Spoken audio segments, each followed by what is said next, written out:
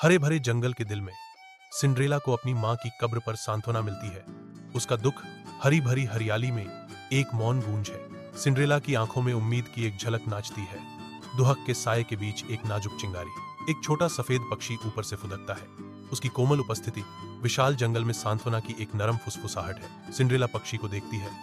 उसकी आंखें उदासी और आश्चर्य के एक कोमल मिश्रण से भरी है। चिड़िया बनी रहती है जो सिंड्रेला के दुहक के लिए आशा की किरण और मूक साथी है। सिंड्रेला का चेहरा थोड़ा सा नरम हो जाता है और वह पक्षी की ओर हाथ बढ़ाती है। रसोई के हृदय में सिंड्रेला अथक परिश्रम करती है।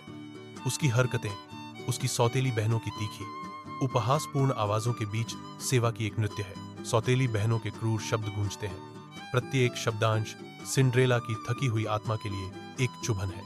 सिंड्रेला की आंखों में निराशा की एक क्षणिक छाया छा जाती है जो उस अंतहीन दास्ता का दर्पण है जिसे वह सहन करती है। वह अपनी निगाहें झुका लेती है, उन सांसारिक कार्यों में सांत्वना ढूंढती है जो उसके अस्तित्व को परिभाषित करते हैं। राजमहल के तारों से जगमगाते आकाश के नीचे सिंड्रेला की चमकदार मुस्कान रात को रोशन करती है, क्योंकि वह राजकुमार के साथ नृत्य करना शुरू करती है।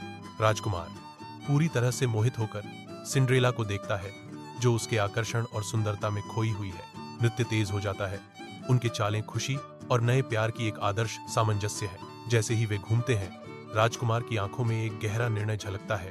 वह सिंड्रेला को अपनी पत्नी बनाने का फैसला करता है। महल की रोशनी उनके चारों ओर चमकती है, जिससे उनके नृत्य का जादुई माहौल बढ़ जाता है। रात ठहर सी जाती है, नियति के प्रेम और शाही प्रतिबद्धता के इस क्षण को कैद करते हुए।